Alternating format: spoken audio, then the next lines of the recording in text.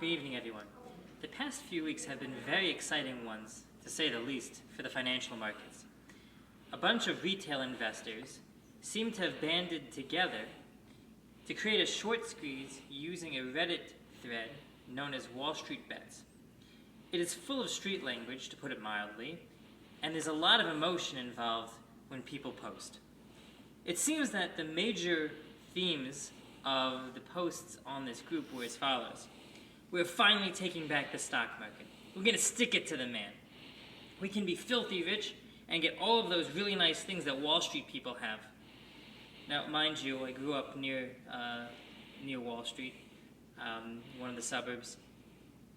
There are plenty of people who work on Wall Street who do not have the yachts, the mansions, the exotic sports cars. They just work in regular 9-to-5 jobs like everybody else. But putting that aside, the posters on the group kept repeating the same refrain that, wow, if the stock is shooting up, we're finally going to be able to be wealthy. We're going to have everything that we ever wanted. And as stocks such as GameStop soared beyond any level of rational valuation, either from a fundamental perspective or a technical perspective, the emotions of the chat became more passionate and more haughty. People were talking about how much money they had made and how they were going to take over the stock market and they were going to create a new reality for the market dynamic. People were sharing screenshots of their investment positions, which is a big no-no. You're not supposed to tell people how much money you've made or how much you have in any particular position. But these guys were doing just that. Unfortunately for them, almost as quickly as the stock soared to all-time highs, the stock plummeted as well. And the tone on the chat now is a lot more subdued and unhappy. Some people talk about how they're holding on to their positions, figuring that there is a chance that their financial dreams can still be actualized. Other people say, well, if I lost 90% of my position, I might as well keep holding. Maybe I'll make some of that back. And I think that many of them wish that they had never heard of Wall Street Bets, Reddit, GameStop, or any of the other assorted stocks that are involved in these respective short squeezes. Parshat Yitro contains the Aseres Hadibros, the Ten Commandments. And these are considered by many to be anchoring principles in Judaism. The last of the Ten Commandments is Lo Sachmod, thou shalt not covet. Don't be jealous, don't desire that which someone else has. And on a simple level, I think this is something that we can all acknowledge is very important. Pirkei Avos tells us, Ezehu Ashir, who is considered wealthy, Hu Asher Sameach Bechalko. It is he who is happy with his lot. That it's not having the most money that makes you happy, it's being satisfied with what you have. Rabbi Yonasan Eibeshitz, a European scholar who served as rabbi of the three communities, Altona, Hamburg, and Wandsbek, has an interesting perspective on the structure of the Ten Commandments. He says that each one of the 10 Commandments corresponds to another day within the 10 days of penance, the Aseres Yemei Tshuva, which run from and including Rosh Hashanah to and including Yom Kippur.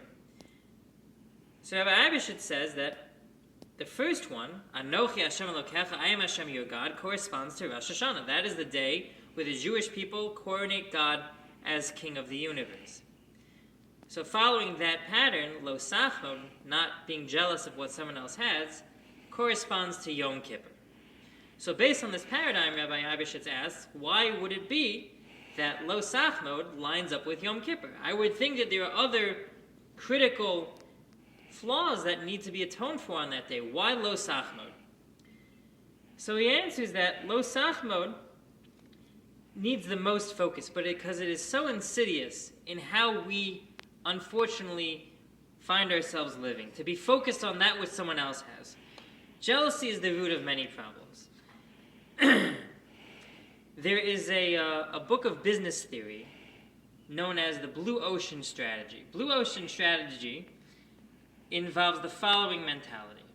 Don't look at that which you want to take from a competitor. If you really want to make it big, you really want to create an industry, you really want to build up a tremendous business, look for the blue ocean. Look for that opportunity that is completely untapped and that people don't even know that they have.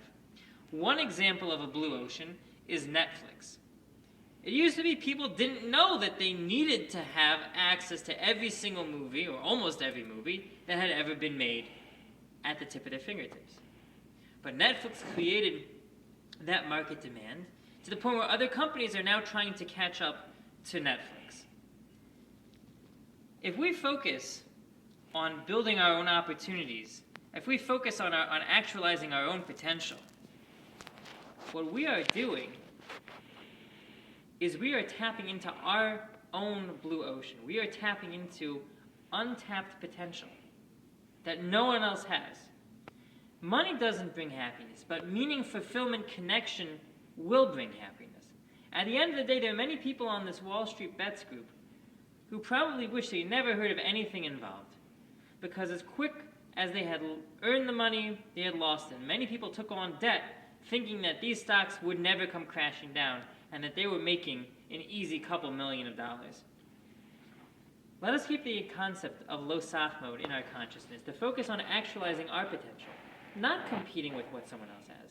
Let us focus on developing what we can do, on making the most of our opportunities, instead of begrudging our neighbor across the street for what he or she has instead. Have a great week.